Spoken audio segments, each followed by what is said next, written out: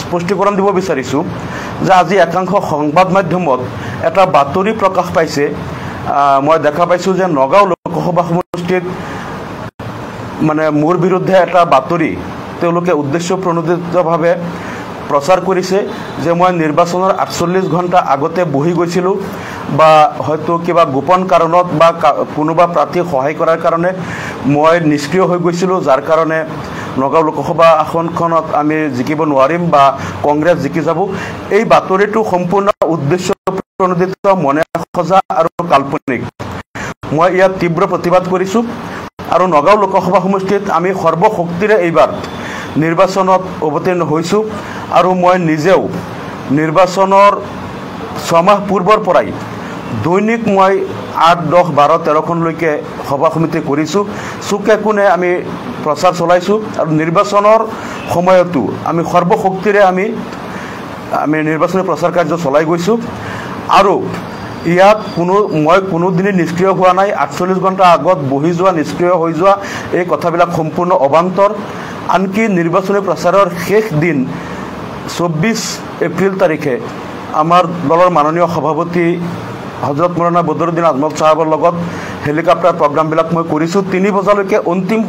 নিৰ্বাচনী প্ৰচাৰৰ সময়সীমা আছিলে। 2:59 মিনিটলৈকে মই সভাপতি মহোদয়ৰ লগত থাকি সেইদিনা প্ৰচাৰ চলাইছোঁ আৰু তাৰ আগদিনা হেলিকপ্টাৰ প্ৰগ্ৰাম নাছিল। সেইদিনা মই দক্ষিণ ধৰমটোল, মূলাধাৰী, তাৰপিছত জাজৰি, আমতলা, ভকতগাঁও, হেৰাপতি, তাৰপিছত বেলতলা, এনেকৈ প্ৰায় 13-14খনমান মিটিং তাৰ আগদিনাও মই কৰিছোঁ। কোনো প্ৰকাৰেই আমি তাত ঢিলা দিয়া নাই। এটা কথা হ'ব পাৰে যে যিহেতু একেদিনাই কৰিমগঞ্জত নিৰ্বাচনী প্ৰচাৰ আছিলে, গতিকে বৰাক উপত্যকাৰ কোনো বিধায়ক মোৰ সহায়ৰ কাৰণে আহিব পৰা নাই আৰু যিহেতু ধুবুৰীত 3য় পৰ্যায়ত নিৰ্বাচন আছিলে, গতিকে ধুবুৰী লোকসভা সমষ্টিৰ অন্তৰ্গত যে 7গৰাকী আমাৰ দলৰ বিধায়ক আছে, তেওঁলোকে ধুবুৰীৰ নিৰ্বাচনী প্ৰচাৰ কাৰ্যত জড়িত থকাৰ কাৰণে তেওঁলোকেও মোক নিৰ্বাচনী প্ৰচাৰত সহায় কৰিব পৰা নাই। মাত্ৰ শেষৰ 2 দিনত জনিয়াৰ বিধায়ক হাফিজ ৰফিকুল ইছলাম চাহাব তেখেত 2 দিন আৰু চেঙাৰ বিধায়ক আছৰাফুল হুছেইন তেখেতে এদিন মাত্ৰ মোক সময় দিব পাৰিছিল। গতিকে মই ক'ব গ'লে অকলেই বিধায়ক হিচাপে মই গোটেই নিৰ্বাচনত প্ৰচাৰ চলাইছিলোঁ আৰু আমাৰ দলীয় কৰ্মীসকলে চলাইছিল। যিহেতু আমাৰ নামনি অসমৰ আৰু বৰাক উপত্যকাৰ বিধায়কসকলে নিজৰ সমষ্টিৰ নিৰ্বাচনৰ কাৰণে মোৰ ইয়াত আহিব পৰা নাই, গতিকে আমাৰ ইয়াত কেম্পেইনাৰ বহুত কম হৈছিল। কিন্তু মই কোনোদিনে ঢিল দিয়া নাই, কোনোদিনে মই ঢিলাই দিয়া নাই। এইটো সম্পূৰ্ণ মিছা আৰু ভিত্তিহীন কথা। আৰু এটা কথা আমি ক'ব লাগিব যে এইবাৰ নিৰ্বাচনী প্ৰচাৰৰ কাৰণে যিটো অভিযোগ মোৰ ওপৰত আনিছে যে আমাৰ কেন্দ্ৰীয় কমিটিয়ে মোক দিয়া টকা মই খৰচ কৰা নাই বা নিৰ্বাচনী প্ৰচাৰৰ কামত ব্যৱহাৰ কৰা নাই, এইটো সম্পূৰ্ণ মিছা কথা। কাৰণ আমাৰ কেন্দ্ৰীয় কমিটিয়ে যিহেতু আমাৰ দল আৰ্থিকভাৱে ইমান শক্তিশালী দল নহয়, আমাৰ কেন্দ্ৰীয় কমিটিয়ে যি খৰচৰ কাৰণে মোক টকা দিছিল, এইটো এটা লোকসভা নিৰ্বাচনৰ কাৰণে যি খৰচ দিছিল, এটা বিধানসভা নিৰ্বাচনতে তাতকৈ বহুত বেছি টকা খৰচ হয় এটা বিধানসভা নিৰ্বাচনতে। গতিকে এই সামান্য পুঁজিৰে আমি জোৰাটাপলি মাৰি নিৰ্বাচনটো পাৰ কৰিব লগা হৈছিল আৰু মই নিজেও মোৰ যিখিনি অলপ সাঁচতীয়া ধন আছিল সেইখিনিৰ লগতে আৰু মই বহু টকা ধাৰ কৰিও আমি বিভিন্ন নিৰ্বাচনী প্ৰচাৰৰ কাম কৰি গৈছোঁ। আমি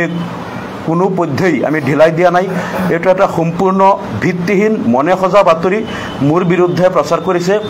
আৰু এই বাতৰিটোত এটা কথা কৈছে যে আমাৰ AUDF দলে নগাঁও লোকসভা সমষ্টিটো আমি এৰি দিছোঁ আৰু কংগ্ৰেছ জিকিব বুলি আমাৰ দলৰ পৰা কোৱা হৈছে। এতিয়ালৈকে আমি আশাবাদী, আমি জয়লাভ কৰিম, কাৰণ নগাঁও লোকসভা সমষ্টিত যিটো ঢৌ নিৰ্বাচনৰ পূৰ্বৰ পৰাই আমাৰ সপক্ষে বৈছিল, এই ঢৌ হয়তো নিৰ্বাচনৰ দিন এটা বেলেগ ছবি এটা ৰাইজে দেখা পাইছিল যে তাত বহুতে কৈছিল যে ঢৌটো কংগ্ৰেছৰ সপক্ষে বৈছে নিৰ্বাচনৰ দিনটোত। কিন্তু ইয়াৰো এটা কাৰণ আছে যে কংগ্ৰেছে কি কৰিছিল, তেওঁলোকে ৰাতিপুৱা 1 ঘণ্টামান ভোটদান যোৱাৰ আগতেই প্ৰত্যেক ভোট কেন্দ্ৰত তেওঁলোকে 10-15জনমানকৈ তেওঁলোকৰ কৰ্মীক সমবেত কৰিছিল। এইটো তেওঁলোকৰ এটা ষ্ট্ৰেটেজি আছিল আৰু সেই কৰ্মীসকলে তেওঁলোকে 1 ঘণ্টামান যোৱাৰ আগতেই তেওঁলোকে এটা হাল্লা আৰম্ভ কৰিছিল যে ইয়াত চব কংগ্ৰেছত ভৰি আছে, চব ভোট হাতৰ ছবিত গৈ আছে। বেলেগত কোনো ভোট নাই, সব হাতৰ ছবিত। গোটেই দিনটো তেওঁলোকৰ এই কৰ্মীসকলে ভোট গ্ৰহণ কেন্দ্ৰৰ বাহিৰত তেওঁলোকে এনেকুৱা এটা হুলস্থুল কৰি আছিল। নগাঁও লোকসভা সমষ্টিত 2300টা ভোট কেন্দ্ৰতেই তেওঁলোকে কংগ্ৰেছে এটা সৰু সৰু গোট তেওঁলোকে সমবেত কৰি গোটেই দিনটো তেওঁলোকে তাত হুলস্থুল কৰি আছিল। সেইকাৰণে বাহিৰৰ পৰা কোনো মানুহ তাত গ'লে বাহিৰত যিটো ঢৌ বা হাৱা দেখা পাইছিল একমাত্ৰ কংগ্ৰেছ কৰি আছিল। কিন্তু আমাৰ যিসকল ভোটাৰ তেওঁলোকে যেতিয়া দেখিছিল বাহিৰত সবেই কংগ্ৰেছ এটা হুলস্থুল কৰি আছে, গতিকে তেওঁলোকে চাইলেণ্টলি ভোট দি আমাৰ ভোটাৰসকলে গৈ মনে মনে ভোট দি গুচি আহিছিল। বহুতক আহোঁতে যদি কংগ্ৰেছ সেই কৰ্মীসকলে সুধিছিল যে ভোট ক'ত দিছা, তেওঁলোকে হাতৰ ছবিত বুলিও কিছুমানে কৈ থৈছিল, কিন্তু আচলতে তেওঁলোকে তলা চাবিত ভোট দি আহিল। গতিকে আমাৰ ভোটাৰসকলে মনে মনে গৈ ভোট দি মনে মনে গুচি গৈছিল। তেওঁলোকে কোনো হাল্লা কৰা নাই, বা বাহিৰত যেহেতু কংগ্ৰেছৰ কৰ্মীবিলাকে দিনটো হাল্লা কৰি আছিল, গতিকে আমাৰ ভোটাৰসকলে তাত তেওঁলোকৰ লগত একো কাউণ্টাৰ দিয়া নাই, মনে মনে ভোট দি আহি গৈছিল। গতিকে আমি যিমান চাইলেণ্ট ভোট পাইছোঁ এইটো কোনো হিচাপত অহা নাই। বা সাংবাদিকসকলেও গৈ পেলাই যদি বাহিৰত হাল্লাটো দেখা পাইছিল, কংগ্ৰেছৰ হাল্লা দেখা পাইছিল, সেইকাৰণে বহুতে ভাবি আছে যে তাত কংগ্ৰেছ জিকিব। একেই পৰিস্থিতি তেওঁলোকে ধুবুৰীতো কৰিছিল। ধুবুৰীত কিন্তু নিৰ্বাচনৰ আগদিনালৈকে আমাৰ গাঁৱত বহুত ওপৰত আছিল, সবেই জানে যে ইউডিএফ ইয়াত বিপুল ভোটত জয়লাভ কৰিব। কিন্তু তাতো তেওঁলোকে এই কৌশলটো অৱলম্বন কৰিছিল। নিৰ্বাচনৰ দিনা তেওঁলোকে 1 ঘণ্টামান যোৱাৰ আগতেই তেওঁলোকে প্ৰত্যেক ভোট কেন্দ্ৰত কিছু কৰ্মী তাত সমবেত কৰি তেওঁলোকে তাত হাল্লা আৰম্ভ কৰিছিল যে ইয়াতে সব কংগ্ৰেছ হাতৰ ছবিত ভোট পৰি আছে। গতিকে ধুবুৰীতো সেইকাৰণে বহুতে এতিয়া কৈ আছে যে তাত কংগ্ৰেছে বহুত ভোট পালে, কিন্তু আচলতে তেওঁলোকে হাল্লাটো যিমান দেখুৱাইছে ইমান ভোট তেওঁলোকে পোৱা নাই।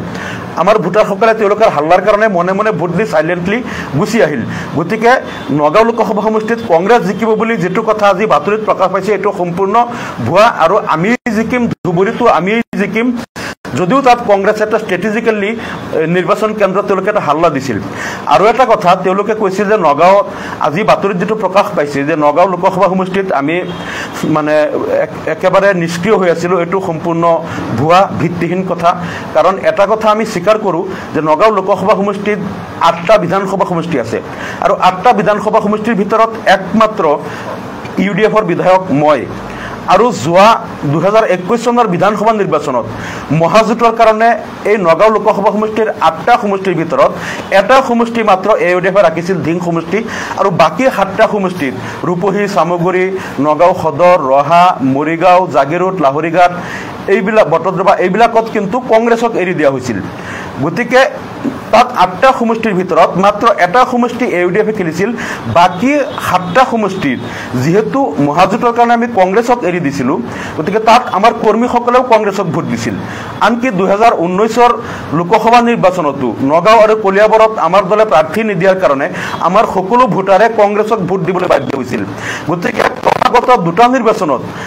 সেই সমষ্টিবিলাকত আমাৰ কৰ্মীসকলে ইউডিএফৰ কেণ্ডিডেট পোৱা নাই। 2019 লোকসভা নিৰ্বাচন আৰু 2021 বিধানসভা নিৰ্বাচনত ডিং সমষ্টিৰ বাহিৰে বাকী 7টা সমষ্টিতেই আমাৰ কেণ্ডিডেট নাই, আমাৰ সকলো ভোটাৰে কংগ্ৰেছক ভোট দিছিল। আৰু সেইকাৰণেই আমাৰ দলৰ বহু কৰ্মী যিসকলে কংগ্ৰেছক দুবাৰ ভোট দি তেওঁলোকে কংগ্ৰেছৰ ওচৰ চাপি গৈছিল, বহু কৰ্মী হয়তো তেওঁলোক কংগ্ৰেছত দুবাৰ ভোট দি কংগ্ৰেছৰ লগত মিলি গৈছিল। গতিকে এই বাকী 7টা সমষ্টিত আমাৰ সংগঠন ক'বলৈ গ'লে শূন্য আছিল। কাৰণ যিহেতু তাত সামান্য কেইজনমান কৰ্মীহে আছিল, বাকী কৰ্মীসকলে কংগ্ৰেছক মহাজোঁটত ভোট দি তেওঁলোক কংগ্ৰেছৰ লগত মিলি গৈছিল। গতিকে সেইকাৰণে আমি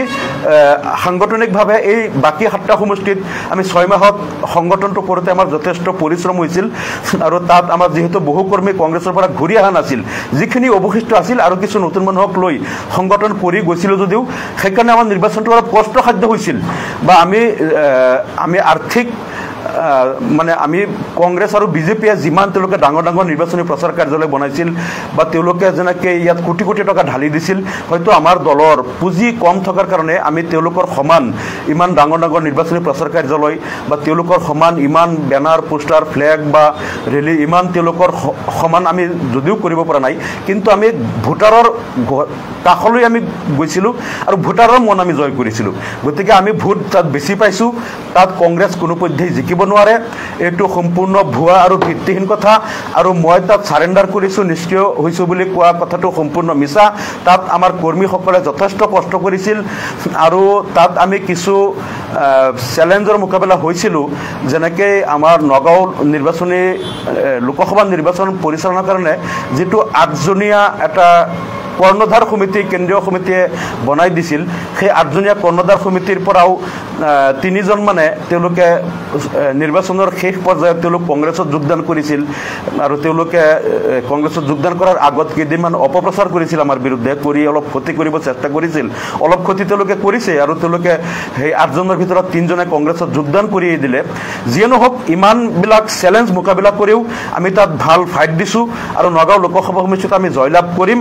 আৰু তাত কংগ্ৰেছে যিমান হাল্লা কৰি আছে ইমান ভোট তেওঁলোকে পোৱা নাই গতিকে এই যে উদ্দেশ্য প্ৰণোদিত মনে সজা যিটো বাতৰি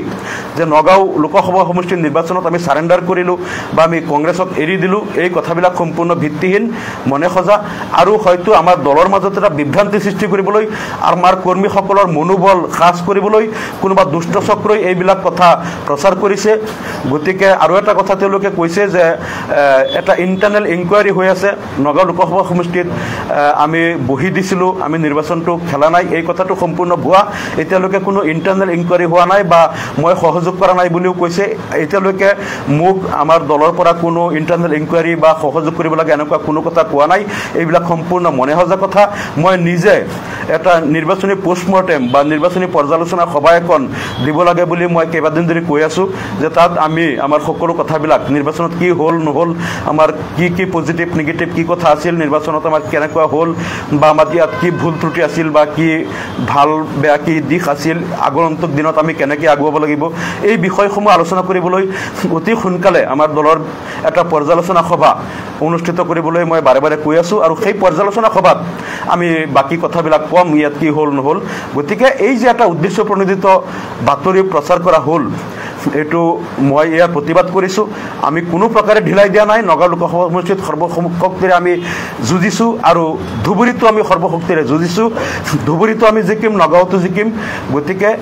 আমি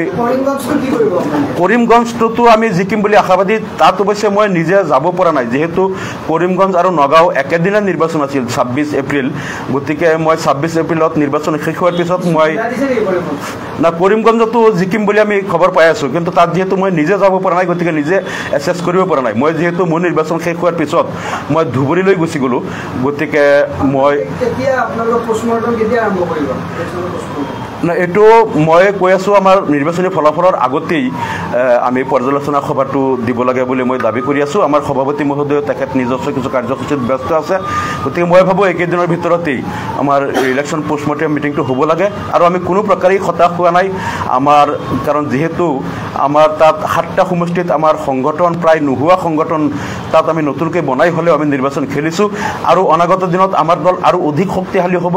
2026ৰ বিধানসভা নিৰ্বাচনত আমি কংগ্ৰেছতকৈ আৰু বেছি আসন পাম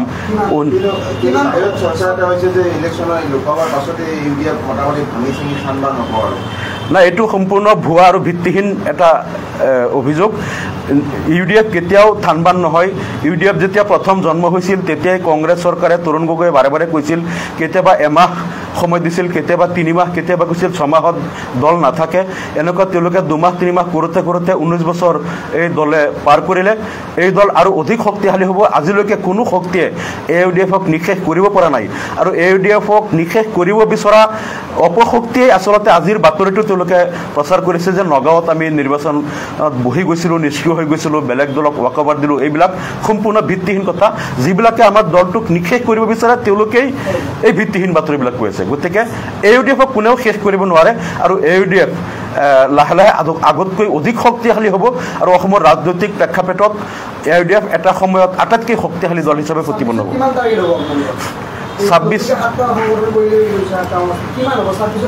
26ততো আমি কমেও 50টা টাৰ্গেট ল'ম তাৰপিছত আমি কিমান আনিব পাৰোঁ সেইটো আমি সময়ত দেখা যাব আমি 50টা টাৰ্গেট ল'ম তাত আমি হয়তো নিঃসন্দেহে আমি 30তকৈ অধিক পাম আৰু এনেকুৱা এটা পৰিস্থিতি আহিব হয়তো 26ত যে ইউডিএফক নোহোৱাকৈ কোনো দলেই অসমত চৰকাৰ কৰিব নোৱাৰে ইমান এটা প্ৰধান বিৰোধী নহয় তাত এনেকুৱা এটা সমীকৰণ আছে এই কথাটো আপোনালোকৰ জৰিয়তে মই আজি নকওঁ কিন্তু 26ৰ নিৰ্বাচনৰ পিছত চাব ইউডিএফক বিজেপি তেতিয়া ক্ষমতাত নাহে বিৰোধী বৰ্তমানৰ বিৰোধীৰেই চৰকাৰ হ'ব কিন্তু ইউডিএফক নোহোৱাকৈ চৰকাৰ কৰিব নোৱাৰে বিৰোধীয়ে ইউডিএফক লৈ চৰকাৰ কৰিব লাগিব আমি কিন্তু তেনেকেই শক্তিশালীভাৱে দলটোক আগুৱাই লৈ যাম ইউডিএফক নোহোৱাকৈ চৰকাৰ নহ'ব ইউডিএফ ইমান শক্তিশালী হ'ব যে ইউডিএফক মাইনাছ কৰি অসমত কোনো কৰিব নোৱাৰে 2026 আমাৰ দল অধিক শক্তিশালী হ'ব আমি আমি আমি মোটামুটি আমাৰ লগত মিত্ৰতা কৰি শাসনত আহিব লাগিব যোনে আহে ধন্যবাদ ধন্যবাদ এটা অডিঅ' ওলাইছে যিটো সুধামুদ্দিন লস্কৰে বদৰুদ্দিন আজমলক লৈ কিছু ফটো মন্তব্য কৰিছে যে তেওঁ হৰাটো নিশ্চিত আৰু হৰাৰ পিছতে তেওঁ